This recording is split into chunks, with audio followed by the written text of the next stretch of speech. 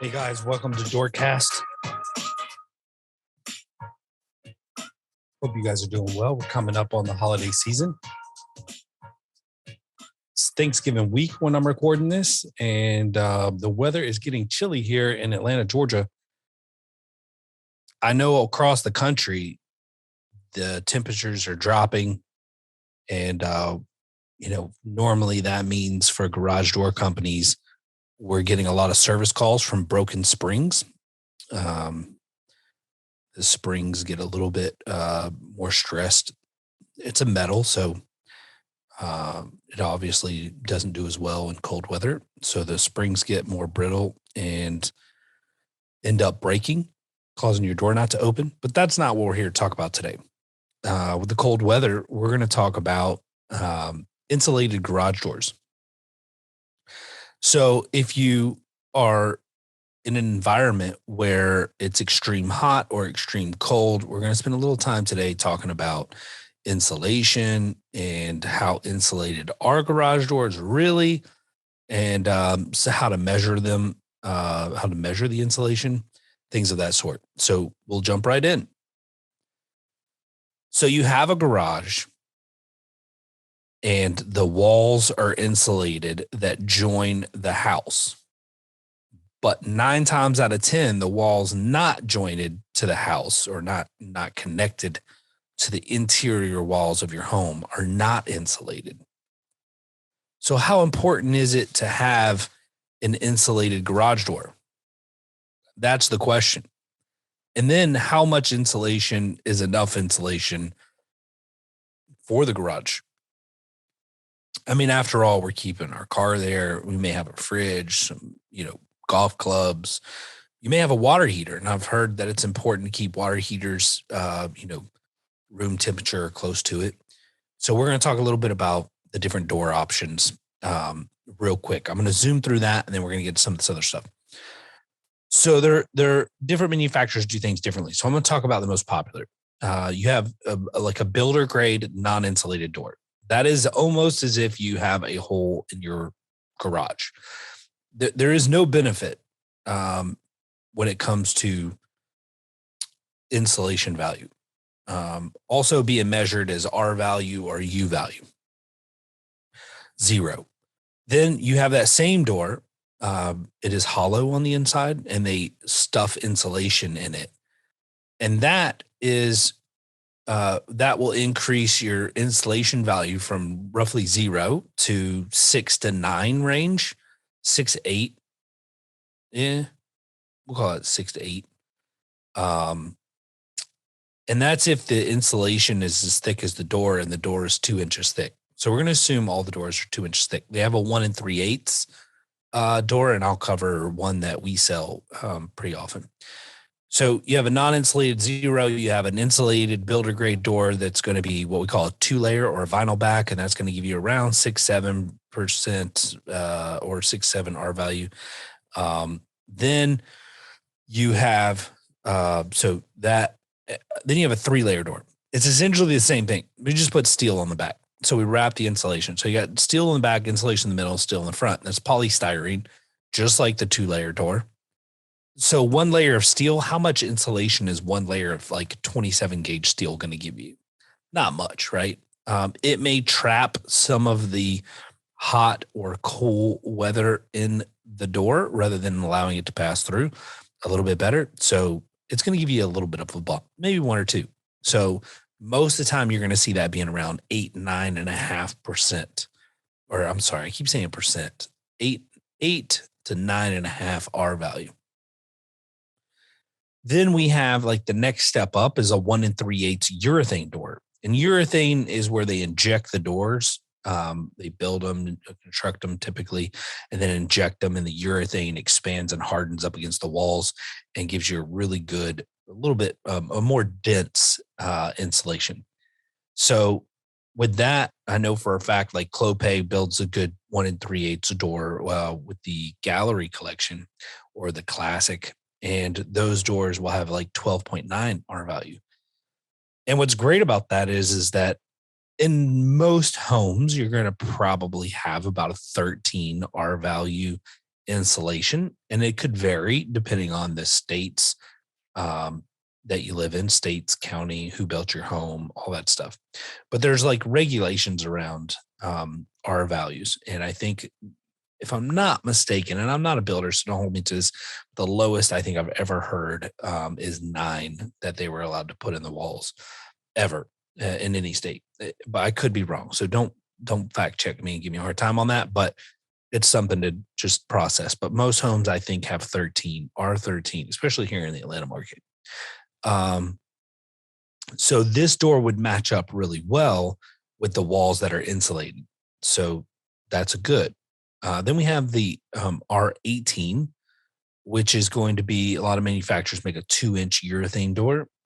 It's a lot more dense, much thicker than the last one, and that's going to give you great insulation. Now, is the 18 overkill? If you're living up north in the extreme colds, probably not. If you're living in the Atlanta market where it's mostly extreme heats, probably. The price jump from a 3-layer polystyrene door to a 3-layer urethane door is pretty significant.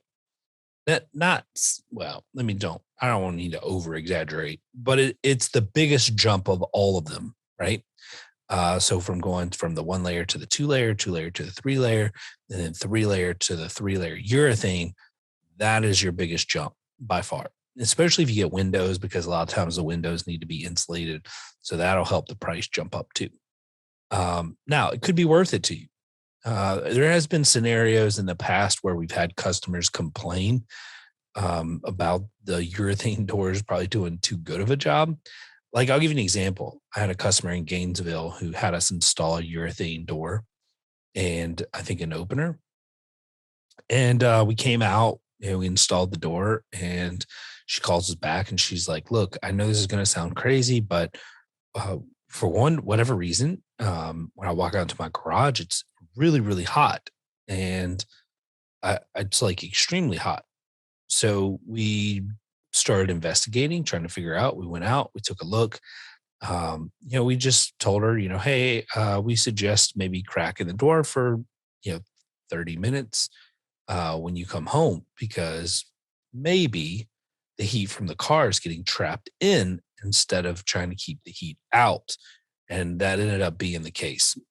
So that is something to take in consideration when you're shopping for a like super high 18 R value urethane injected garage door.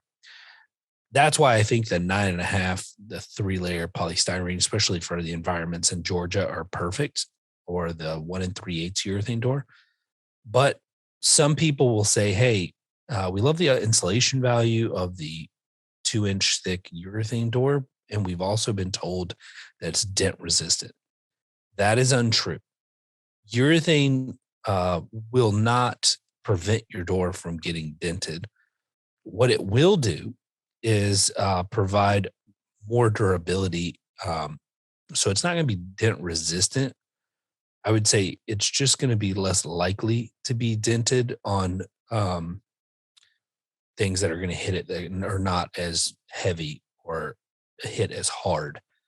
But you absolutely can dent a urethane injected door. So in the past, I've had samples and allowed people to throw things at them, whether it's basketballs or baseballs, just kind of give an idea of how much force it takes. And on a 3-layer door, it's quite a bit of force. Those doors are built very well if you get it from the right manufacturer. So all things considered, just to recap, you really have, I think, 5 options for the most case. You got the 1-layer non-insulated, 2-layer insulated, 3-layer polystyrene insulated. You have the 3-layer 1 3/8 urethane injected, and the 2-inch urethane injected garage door.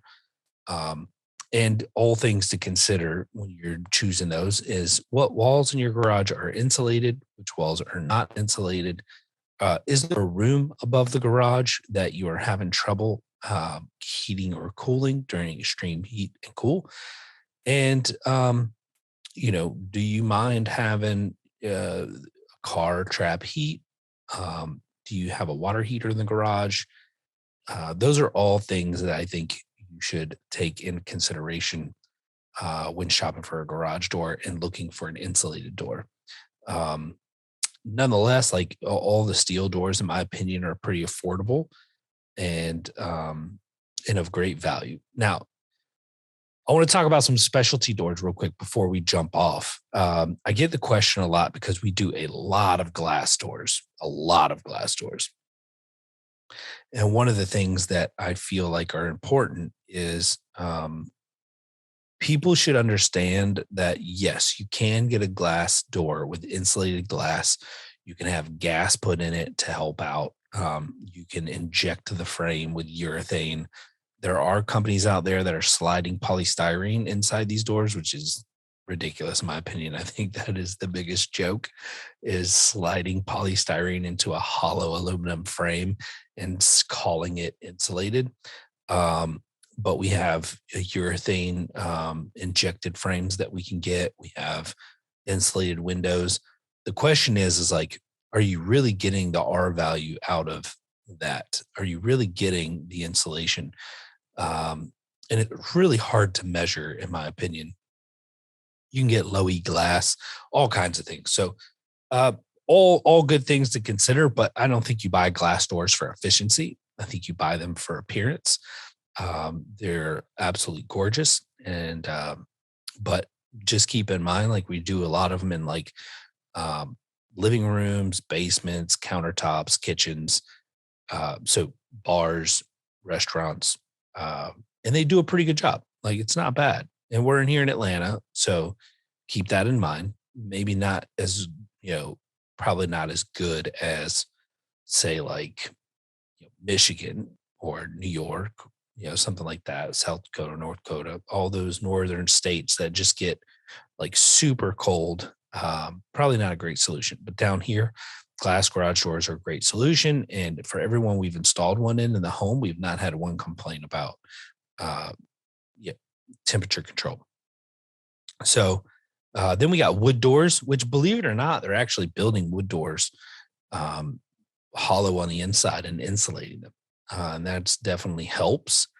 I would say that wood is going to have a lot more pass through just because of the material and some of the gaps in the door. It's not wood's not perfect, so that too is going to be a little bit different. But I still think you could probably achieve a 5 or 6 R value out of a wood door if it's insulated on the interior.